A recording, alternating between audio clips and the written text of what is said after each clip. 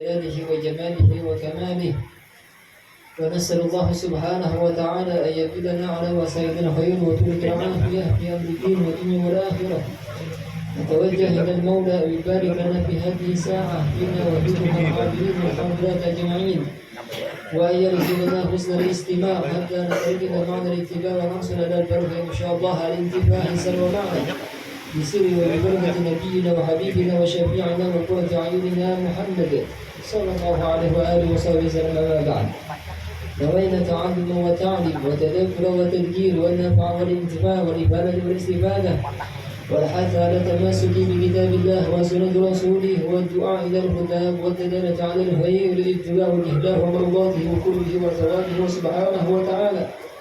اللهم يا من مطالب الأمور كلها بيده وإليه يرجى الأمر كله، يا فتاه يا عليم افتح علينا فتحا قريبا، يا فتاه يا عليم، يا فتاه يا عليم.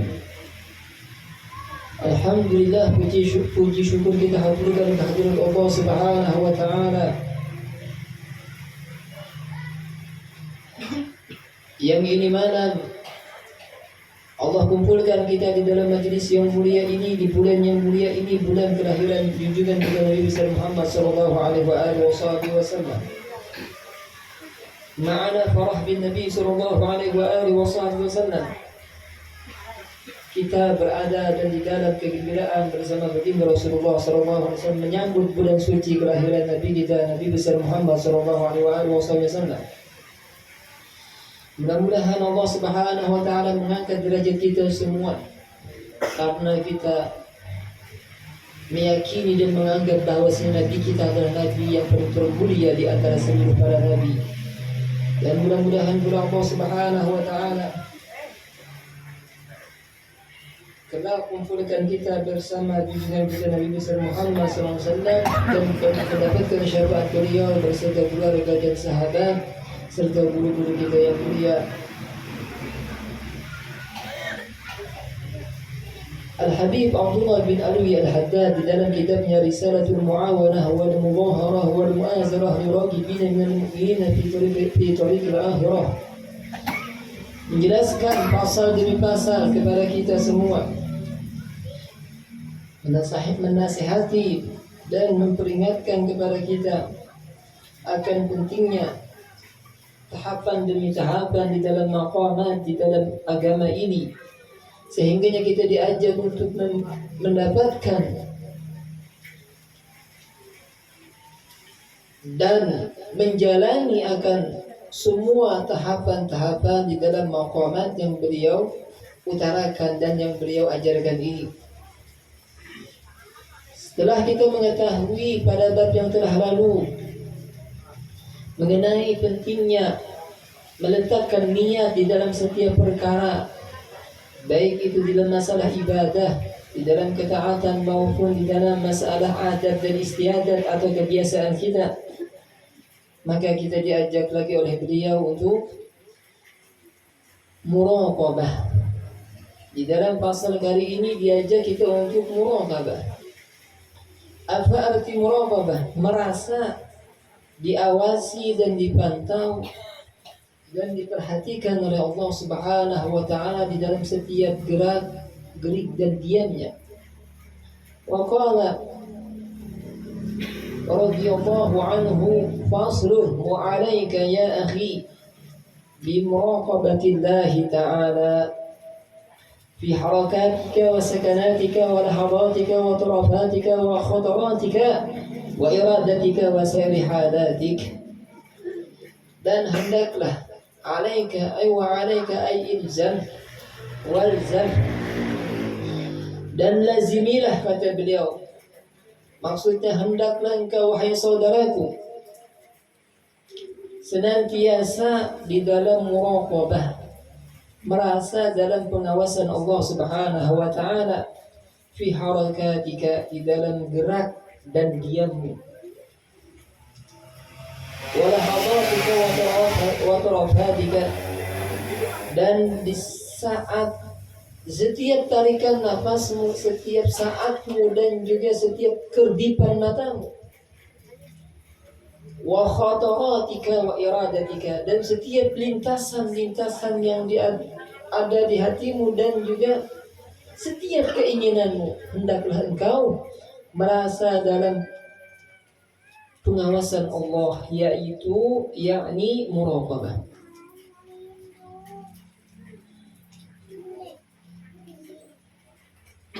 Dan juga serta kata beliau wasairi halatika, dan seluruh keadaanmu, dalam setiap keadaanmu hendaklah engkau di dalam muraqabah.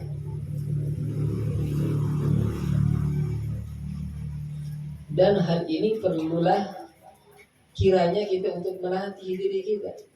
Memang beliau mengutarakan ini dianggap kita anggapnya agak ringan dan mudah kita mengutarakan atau mendengarnya, namun dalam prakteknya di dalam sehari-hari ini sungguh sangat sulit dan luar biasa. Kita harus menghadapi rintangan ini dan itu. Namun semuanya wa kullun muyassaru lima khuliqalah fa'mal wa kullun muyassaru lima khuliqalah. Namun kita hanya ditugaskan, diperintahkan oleh Rasulullah untuk beramal, karena masing-masing kita akan dimudahkan oleh Allah Subhanahu wa taala. Tidak ada yang mustahil, tidak ada yang sulit kalau Allah sudah memudahkan hamba-hambanya. Wastashir qurbahu mink, dan rasakanlah akan kedekatannya, yakni kedekatan Allah itu terhadap.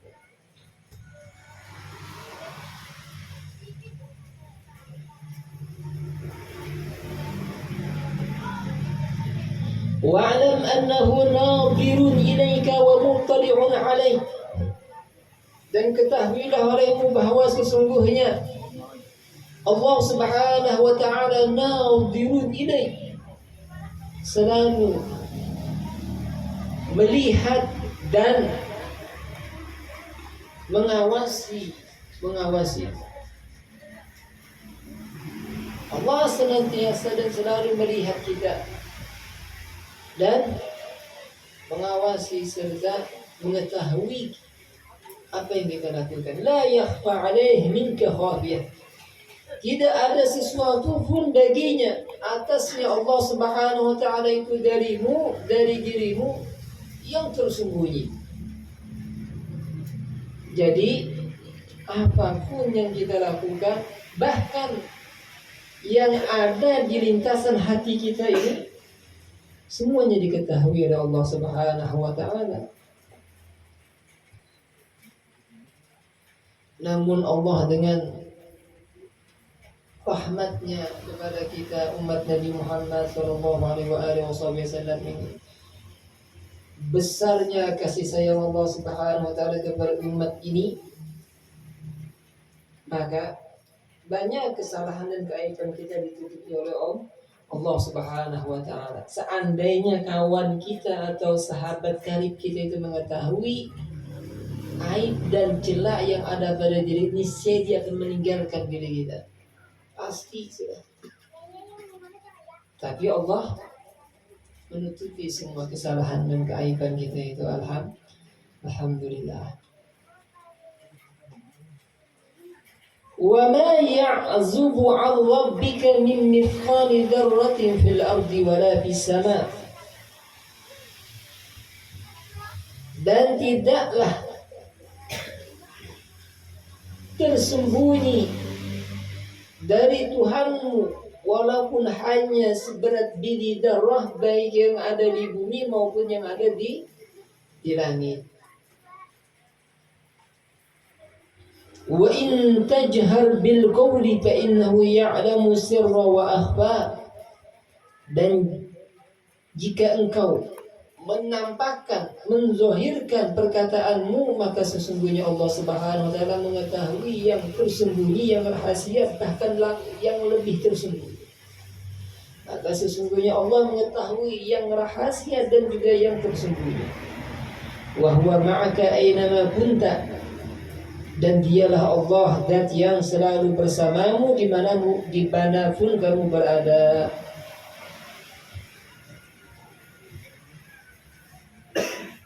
Allah adalah zat yang senantiasa bersama kita dimanapun kita berada. Namun Allah tegaskan pula sifat manusia ini di dalam Al-Quran, yastakhfuna minan nasi wa la yastakhfuna minallahi wa huwa ma'ahum. Dan mereka itu menyembunyikan keaiban dirinya daripada manusia.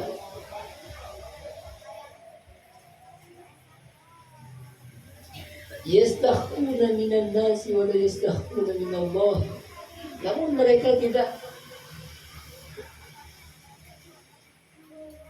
menampakkan kemaksiatan yang mereka lakukan itu di hadapan Allah Subhanahu wa taala. Allah senantiasa bersamanya.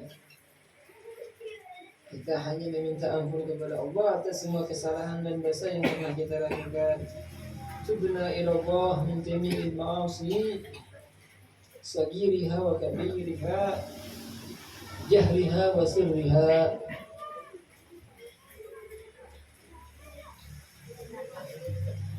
Bil ilmi wal ihatati wal iqtidari. Jadi Allah itu bersamamu dimanapun kamu berada, cuma dengan ilmunya. Dengan ilmunya Allah, bukan dengan zatnya. Kalau dengan zatnya berarti Allah bertempat, dan ini bahaya mengatakan Allah itu bertempat, tidak boleh. Jadi dengan pengetahuannya Allah Subhanahu wa taala bersama kita. Wal ihatat, dan dengan meliputinya Allah Subhanahu wa taala, dan juga dengan kekuasaannya, kemahakuasaannya. Wa yadulluka ma'al hidayah wal i'anah wal hiddi, dan dialah Allah yang menunjuki akan dirimu serta hidayah, petunjuk, pertolongan serta penjagaannya. In kunta minal abrar, jika adalah engkau termasuk orang-orang yang baik, orang-orang yang abrar. Fastahyi min maulaka haqqal haya. Oleh karenanya kata beliau Al-Habib Abdul Al-Haddad, malulah engkau kepada Tuhanmu Allah sebenar-benar malu.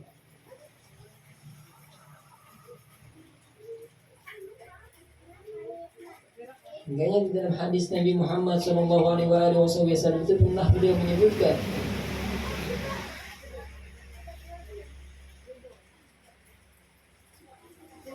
fa in lam tastahyi faf'al ma syi'ta.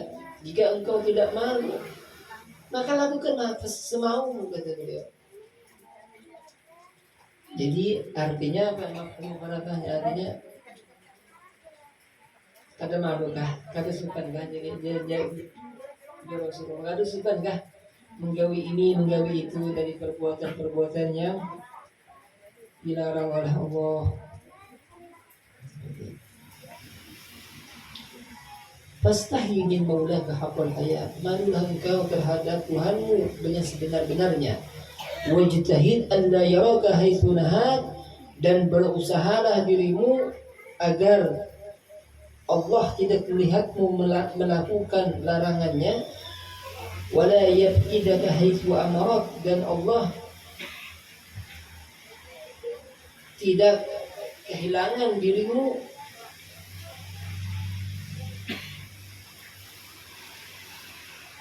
ketika dia menyuruhmu untuk melakukan perintahnya. Artinya apa? Berusahalah agar engkau tidak melakukan hal yang dilarangnya dan meninggalkan perintahnya. Wa'budhu ka'annaka tarah. Sembahlah dia Allah seakan-akan engkau melihatnya. Fa in lam takun tarahu fa innahu yarak.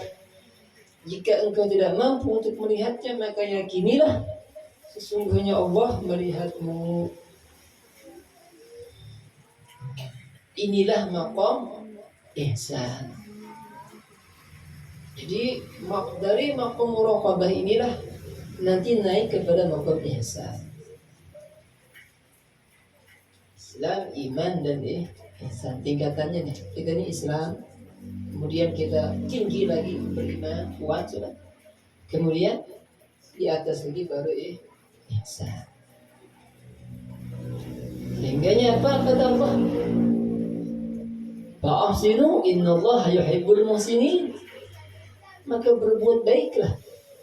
Artinya di saat kita berbuat baik, di situ kita merasakan zat yang memantau dan melihat dan mengawasi dan memperhatikan kita. Sehingganya kita akan benar-benar melakukan sesuatu itu dengan sebaik-baiknya. Contohnya, kita nih ambil upah, ada sidinya, why mengatam nih laju. Misalnya lah ketanam bagus, tapi bilanya sudah komando ke dada.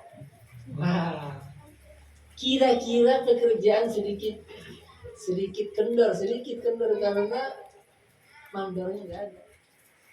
Dan apapun jenis pekerjaannya mungkin kiranya seperti itu, karena memang kita sebagai manusia ini kalau tidak merasa diawasi, maka disitulah longgar dan kita lemah biasanya di dalam berbuat baik. Tapi kalau imannya memang kuat, maka dia yakin bahwa ada zat yang mengawasi, maka semua pekerjaannya adalah baik. Maka di saat kita melakukan perbuatan baik inilah, baik masalah urusan dunia maupun urusan akhirat apalagi, maka itulah tanda bahwa kita dicintai oleh Allah Subhanahu wa taala. Fa'ahsinu, maka berbuat baiklah, kata Allah. Innallaha yuhibbul muhsinin. Karena sesungguhnya Allah Subhanahu wa taala mencintai orang-orang yang berbuat baik. Paham?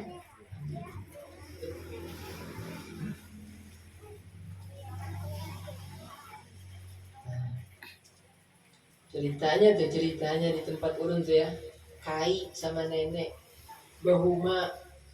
Nah bahuma dia kan sama mengupahakan di bulan puasa. Bulan puasa kan uyunya, jadi kada tati terlihat lagi perumahan orang mengambil upah ini. Pasang sedapa tanamannya. Nakas bana di sini tentu menghantam nakas bana jauh. Belek kalian ya. Subhanallah. Kasihan Kai, kasihan ini. Hah? Ayo. Mudah-mudahan Allah perbaiki iman kita yang salah. Mudah-mudahan Allah perbaiki keadaan kaum muslimin ini. Asrahallahu mural muslimin, syarafallahu syarul mu'min, amin. Ini contoh ya, artinya kita supaya benar-benar berbuat baik. Ini urusan dunia, berarti urusan akhirat lah, masalah ibadah maksudnya. Nah, lagi penting lagi, lebih jauh lebih penting lagi.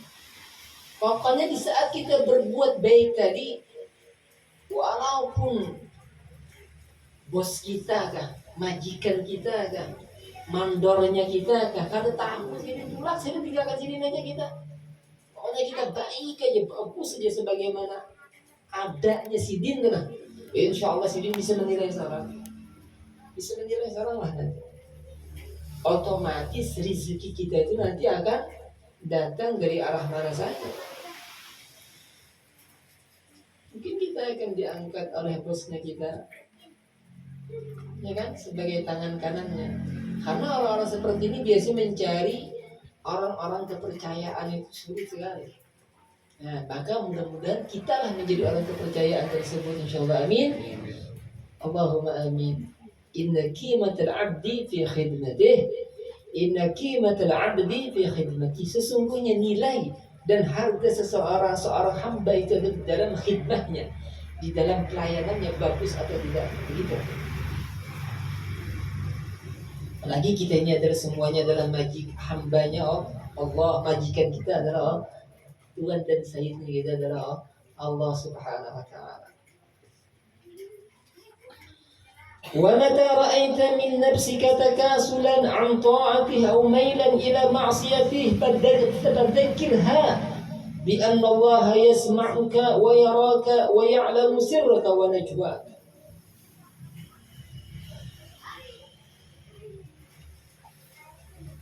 Dan kapanpun engkau melihat dirimu, kata beliau Al-Habib bin Haddad, kapanpun engkau mengetahui dan melihat dirimu takasulan, sudah mulai malas. Karena sifat kita adalah memang sifat nafsu kita ini adalah malas. Jujur aja kita nyaman pan malas nih. Malas pangkal sugi. Nyet. Itu melas lah. Kalau malas ini pengoler lah gitu. Tidak kulit. Bukan malas pangkal kaya, bukan ya. Jujur juga. Jadi malas. Kita melihat diri kita ini sudah mulai kendor nih, semangatnya sudah lemah. Anta'ati daripada mengerjakan ketaatan kepadanya. Au mailan ila maksiat, atau sebaliknya. Sudah condong kita untuk ingin melakukan maksiat kepada Allah. Karena dua hal dan dua sifat ini adalah sifatnya nafsu kita. Orang yang ketujuh kita enjoy, nyaman kok, nyaman. Dan dia condong ke maksiat itu sifat hawa nafsu kita. Fadzakirha, maka ingatkanlah dirimu atau hawa nafsumu itu, kata beliau, bahwa sesungguhnya Allah mendengarmu, melihat dan mengetahui segala rahasia dan lahiriahmu, segala rahasia dan bisikanmu.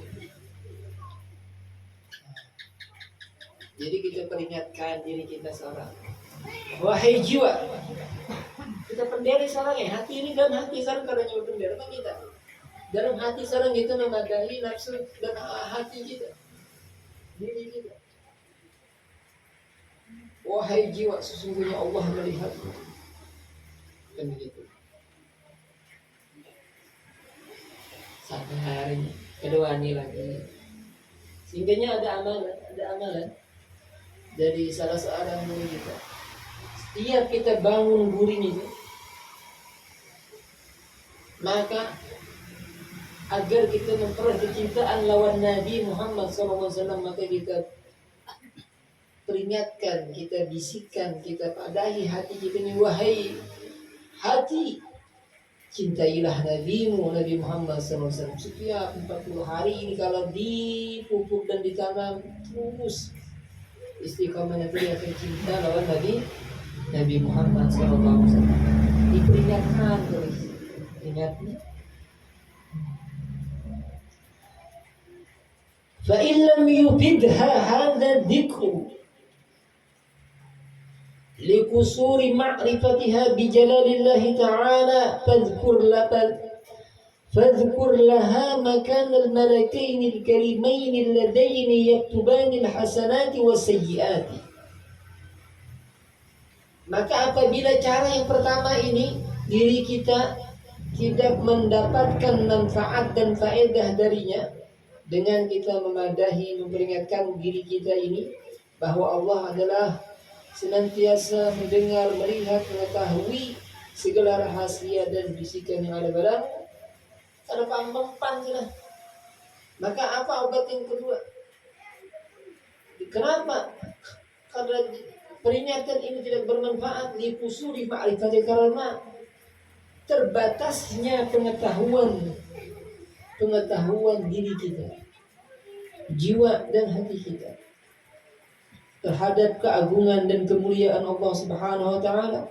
Maka obat yang kedua adalah fadzkurlah, maka peringatkanlah kepada dirimu itu akan kedudukan dua orang malaikat yang mulia yang senantiasa mencatat kebaikan dan keburukan. Jadi kita ini setelah menginjak usia baligh, 9 tahun atau lebih, maka ini sudah kita dibebani taklif namanya di dalam syariat. Di sini Allah perintahkan malaikat di sebelah kanan namanya Raqib, di sebelah kiri namanya Atid. Kedua ini catat, reken aja nih.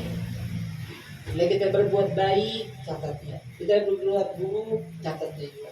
Nanti suhuf ini, catatan amal baik dan buruk kita ini akan kita terima nanti di padang mahsyar.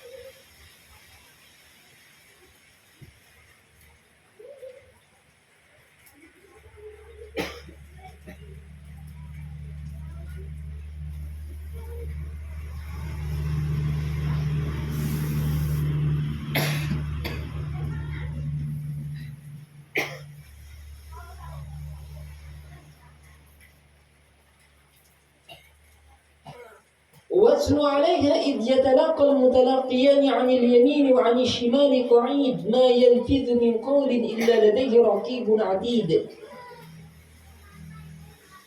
Dan bacakanlah, kata beliau. Jadi hafal berarti lah. Hafal berarti. Nah ayatnya seperti ini. Kita bacakan lagi hawa nafsu kita, diri kita ini.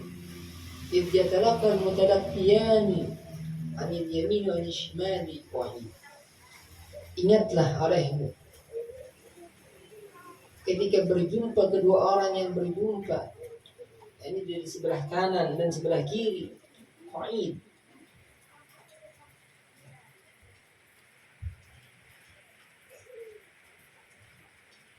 Sedang duduk, catat di sini belakang kiri. Ma yalfidu min qawlin, maka tidaklah lafaz perkataan satu dua pun yang keluar dari seseorang itu melainkan illa ladaihi raqibun atid, melainkan di sisinya ada malaikat raqib dan atid. Jadi setiap ucapan yang keluar dari lisan kita ini semua dalam catatannya si berdua ini, sebelah kanan dan sebelah kiri.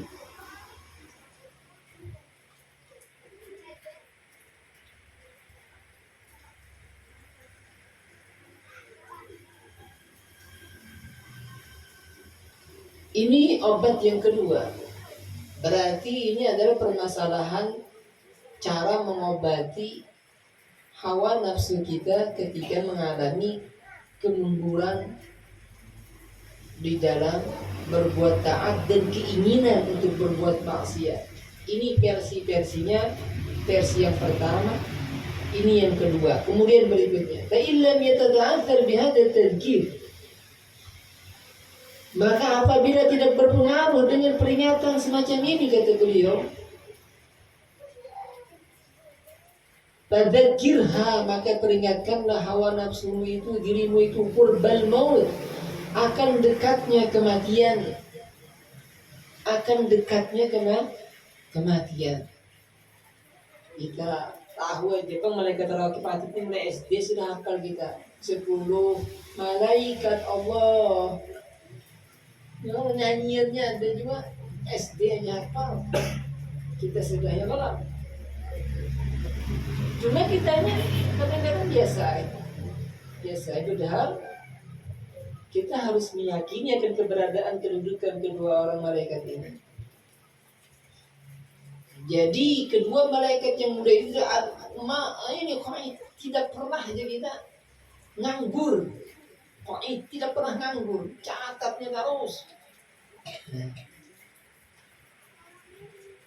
Sehingganya ada salah seorang sahabat pembesar sahabatnya baginda Rasulullah sallallahu alaihi wasallam, sampai malaikat Allah, malaikatur Rahman ini malu supan cerita lawan sahabat yang satu ini sahabat Sayyidina Utsman bin Affan radhiyallahu anhu. Sahabat Sayyidina Utsman bin Affan luar biasa iman dan keyakinannya. Sampai-sampai malaikat aja malu kalau berjumpa sama beliau ini. Beliau itu kalau pengen qada hajat gitu, WC, ini malaikat ini kan udah mau masuk dia. Malaikat ini dia tidak mau masuk WC. Jadi di saat kita itu masuk WC, berdua ini tinggal dulu di luar. Pada nyumpat kita bang, dunyai. Ya karena besupanan kita. Nah, jadi dia tinggal di luar biasanya. Nanti setelah kita keluar, nanti dia duduk lagi, umpat lagi lawan kita. Nah, di sini sebenarnya begitu. Tapi begitu masuk WC dia tinggal. Maka Sayyidina Utsman setiap dia masuk WC, maka beliau bentangkan serbannya hamparan supaya kedua malaikat ini duduk di sini memuliakan kedua malaikat tadi. Weh, kita disambat mungkin sambang lingkung kita. Hah? Zerang ini, sadang ini di antara ini timbul apa? Kayaknya dia buka ini. Ini gitu kita. Subhanallah. Ini malaikat sinasman seperti itu, saking memuliakan malaikat kedua malaikat itu, masya Allah. Makanya sampai malaikat itu dalam riwayat malu kalau dengan Sayyidina Utsman ini, sahabat yang satu ini, masya Allah. Ini khasaisnya para sahabat. Jadi apabila cara yang pertama kita mempan kepada diri kita, tetap saja mengoler, tetap saja kita malas, tetap saja kita keinginan untuk melakukan maksiat. Maka cara yang ketiga ini kita peringatkan akan dekatnya kematian. Sering kita mendengar bahwa kematian itu adalah dekat. Dan lagu-lagunya mungkin ada yang hafal di sini bilangnya. Orang kaya mati, orang miskin mati, raja-raja mati. Pokoknya kalau dihafal lagi cerita aja hafal. Kanakan juga hafal nih, dengar aja. Ingatan kematiannya.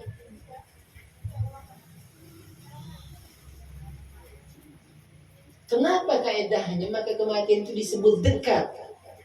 Dan kita kada tahu kalau bila datangnya kada tahu, siang atau malam kada tahu, umur sekian atau babila kada tahu juga. Tapi hukumnya dekat. Kenapa? Karena ada sebuah kaidah mengatakan wa kullu atin qarib. Wa kullu atin qarib. Wa kullu atin qarib, itu kaidahnya.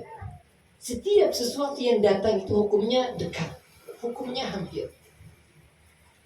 Ya Allah, setiap sesuatu yang akan datang itu hukumnya hampir. Contohnya aja, akad nikah misalnya lah.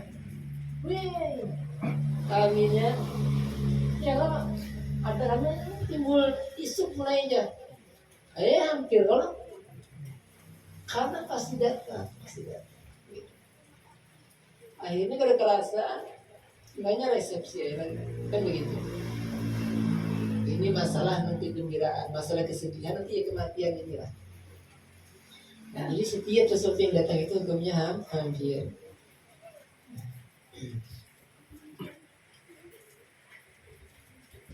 Wa annahu aqrabu ghaibin yuntazar. Dan sesungguhnya kematian itu adalah sesuatu perkara gaib yang ditunggu-tunggu. Kematian itu merupakan perkara yang gaib. Kita kada tahu entah besok, entah malam atau lusa kita meninggal. Wallahu a'lam. Hanya Allah yang mengetahui. Mudah-mudahan Allah panjangkan umur kita dengan ketaatan dan kebaktian kepadanya, insyaallah, amin. Allah berkahi sisa umur yang Allah berikan kepada kita semuanya, insyaallah, amin. Wa khawwibha bihujumihi ala girrah. Dan takut-takutilah dirimu itu dengan kedatangannya secara tiba-tiba. Karena bila kita mengingat kematian ini, kita kada wani bermaksiat. Bermusikat. Assalamualaikum warahmatullahi wabarakatuh. Inna lillahi wa inna ilaihi raji'un. Mati di rumah, mati langsung. Ini racau. Sepi jalannya. Hingga kada wani lagi. Ya Allah. Asalnya lagi. Tidak ada dicetak sidin kaum. Assalamualaikum warahmatullahi wabarakatuh. Inna lillahi wa inna ilaihi raji'un. Wah, di rumah getar semua.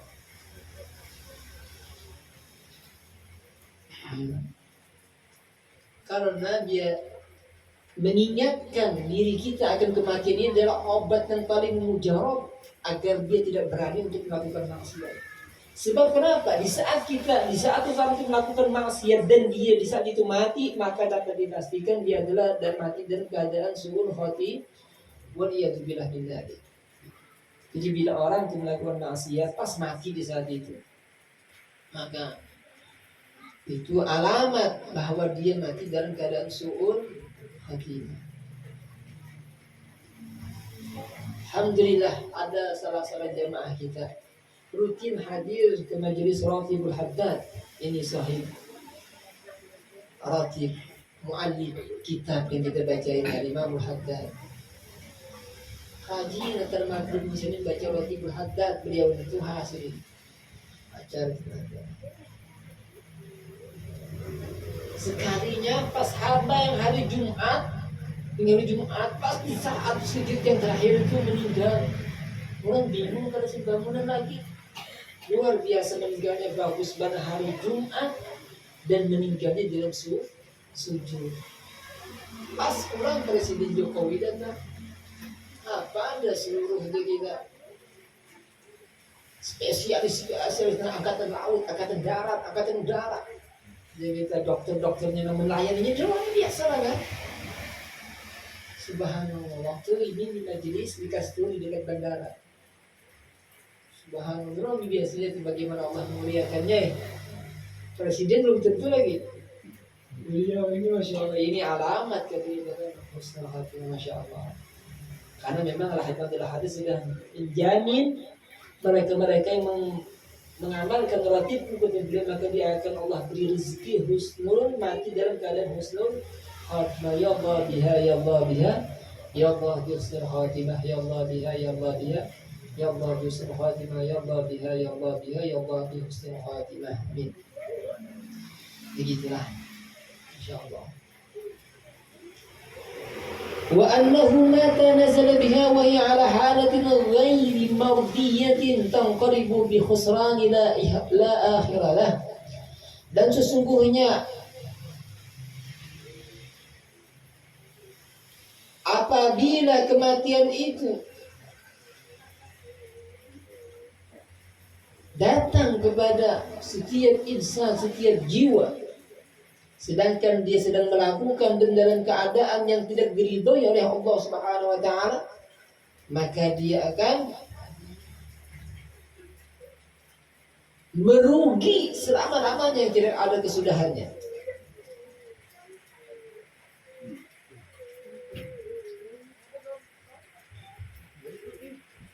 Ini obat yang ketiga. Ini cara mengobati hati diri kita, hawa nafsu kita dari kemunduran dan sifat malas untuk berbuat taat dan keinginan melakukan maksiat. Ini obatnya yang ketiga. Fa'ilam yanfa'a hadha takhwifu adhkur laha ma wa'adallahu bihi man ata'ahu min al-thawabil 'azim wa ma tawa'ada bihi man asahu min al-'adzabil alim. Ini resep yang ketiga pulang. Nah, di warga ingat mati kada mempan juga. Maka kata beliau, apabila tidak bermanfaat peringatan yang ketiga ini, yakni mengingat kematian, maka ingatkanlah hawa nafsumu itu, dirimu itu, apa-apa yang Allah janjikan terhadap orang yang melakukan taat kepadanya berupa pahala yang besar.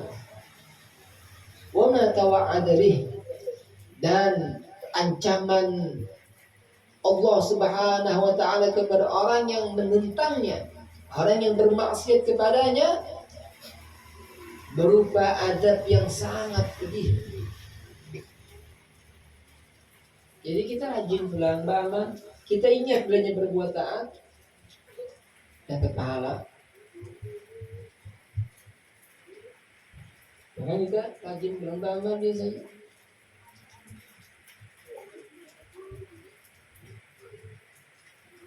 Dan orang yang bermaksiat akan mendapatkan siksa yang sangat pedih kelak di akhirat. Maka kita gair, kita khawatir, takut berbuat maksiat. wa qulha ya nafsu ma ba'da al-mauti min musta'tadin wa ma ba'da ad-dunya min darin illa al-jannah awin nar fakhtari li nafsiki in syi'ta ta'atan takunu akibatuha al-fawza wal-ridwana wal-khuluda fi fasihil jinan wal nazar ila wajhillahil karimil mannan. Nah, jawaban tadi. Dan katakanlah kepada dirimu, kepada hatimu, kepada hawa nafsu, ya nafsu, wahai diriku, tidak adalah setelah kematian ini daripada kepenatan, kelelahan lagi. Dan tidak ada setelah dunia daripada tempat kecuali hanya surga atau neraka. Jadi kita ini setelah meninggal nanti pindah ke alam barzah, tidak ada lagi kita uyuah misalnya atau bu'urut misalnya lah, atau pening atau macam-macam. Tidak ada lagi keluhan-keluhan yang kita rasakan selama ini di dunia. Tidak ada lagi. Karena memang dunia ini Allah ciptakan adalah untuk kita berpayah-payah. Kenapa kita dunia ini Allah ciptakan untuk bersantai-santai? Dalilnya, wa ma khalaqtul jinna wal insa illa liya'buduni. Kata Allah berfirman di dalam Al-Quran, dan tidaklah diciptakan jin dan manusia kecuali hanya untuk menyembahku. Menyembah Allah, beribadah kepada Allah ini tentulah mengorbankan, memerlukan pengorbanan.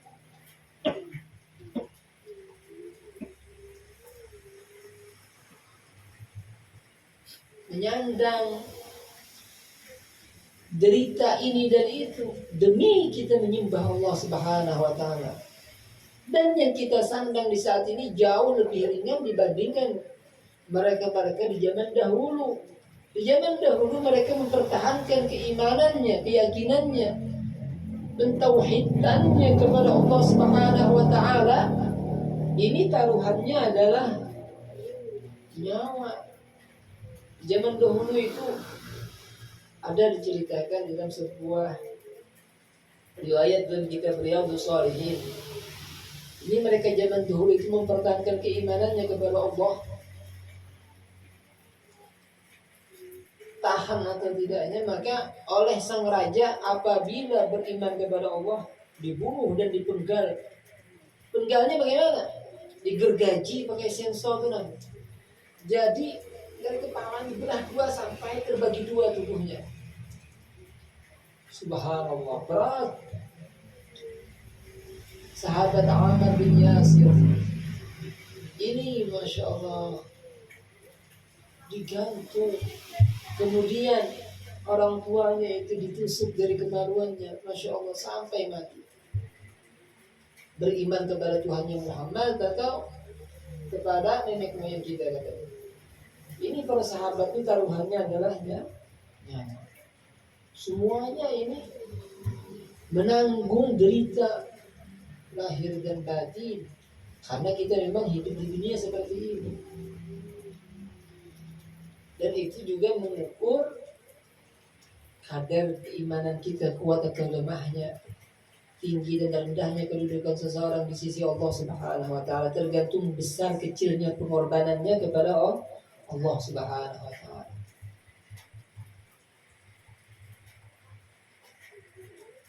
Makanya para syuhada itu kedudukannya bersama para anbiya wal mursalin, karena taruhannya itu nyawa.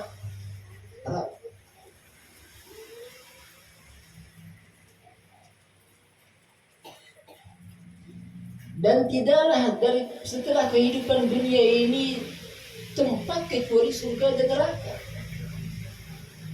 Maka pilihlah wahai diriku, wahai nafsuku, pilihkan. Kita ini memadai diri kita salah, Pak. Seperti itu. Nah, rajin pulang, beramal, ketakutan pulang, berbuat maksiat.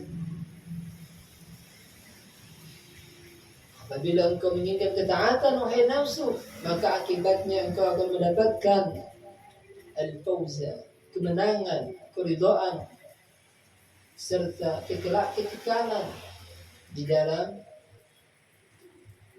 luasnya surganya Allah Subhanahu wa taala.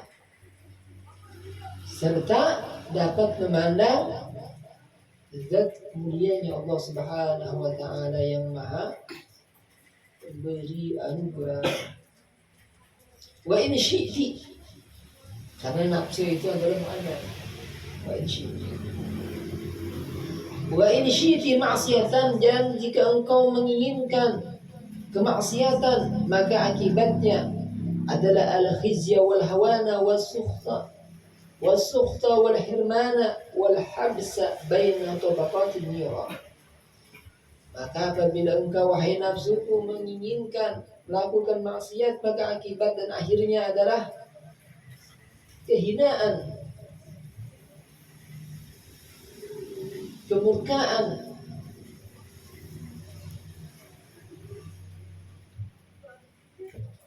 dan pencegahan serta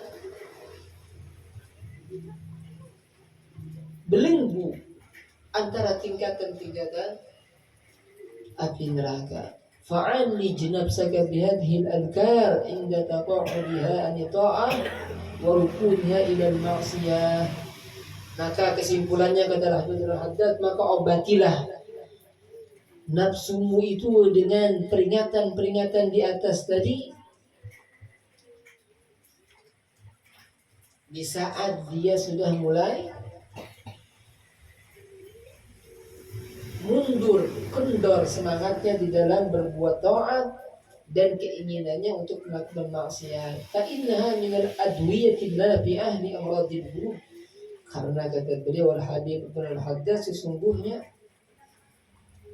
peringatan-peringatan di atas tadi daripada obat-obat yang sangat bermanfaat bagi penyakit hati kita semua. Ini obatnya. Subhanallah. Kita diberi resep oleh beliau untuk senantiasa gemar, gigih, giat, ulet, kuat di dalam berbuat taat dan anti berbuat maksiat. Maka obatnya adalah yang disebutkan di atas tadi. Mungkin kiranya sampai di sini dulu kajian kita pada malam hari ini, insyaallah.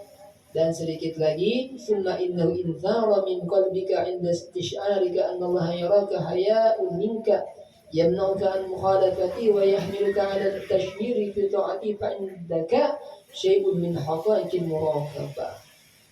Jadi kesimpulannya kata beliau, sesungguhnya apabila sudah ada pengaruh di hatimu, inda istish'arika, di saat engkau merasakan bahwasanya Allah melihatmu, ini sudah ada pengaruh, merasa malu kita daripada Allah. Anda perlu maksiat nanti ya. Karena memang Allah melihat kita. Nah, hendaknya mencegahmu daripada melakukan hal-hal yang dilarang oleh Allah dan mendorongmu untuk gemar dan gigih di dalam berbuat taat kepadanya. Maka ketahuilah kata beliau, engkau setelah memiliki sedikit atau sesuatu daripada hakikat muraqabah. Nah, baru kita memiliki namanya sedikit atau permulaan di dalam hakikat muraqabah. Apabila kita rajin berbuat taat, karena kita yakin setiap taat kita akan diganjar pahala. Apabila kita gairah atau takut berbuat maksiat, kita takut, maka disitulah kita sedang memiliki sesuatu daripada hakikat muraqabah. Inilah yang dimaksud daripada kajian kita, agar kita semuanya memiliki sifat semacam ini atau maqamat di dalam agama ini, yang diantaranya adalah muraqabah. Tapi banyak lagi maqamat di dalam agama ini. Mudah-mudahan Allah Subhanahu wa taala mudahkan kita untuk mengamalkan apa-apa yang kita dapatkan daripada kajian dan majelis yang kita hadiri dan kita adakan di malam ini. Sebagaimana Allah mudahkan kita hadir ke tempat ini, Allah mudahkan pula kita untuk mengamalkan apa-apa yang kita dapatkan daripada ilmu yang dan nasihat yang beliau Al-Habib Al-Haddad berikan kepada kita, insyaallah. Amin, Allahumma amin. والله أعلم وأحكم. الفاتحة. الله يرزقنا العلم النافع والعمل الخالد المقبول سنة تعلم وكذلك على الهدى ويدخل ذلك من نبي محمد صلى الله عليه وآله وصحبه وسلم ثم إلى أرواح معلمنا ومشايخنا وإنك عليهم أن الله يغفر لهم ويرحمهم ويسكنهم الجنة برحمته ويمد عليهم من بركاتهم وسرارهم ونوارهم وعلومهم ونفحاتهم في الدين والدنيا والآخرة وإلى حضرة النبي محمد صلى الله عليه وآله وصحبه وسلم. الفاتحة.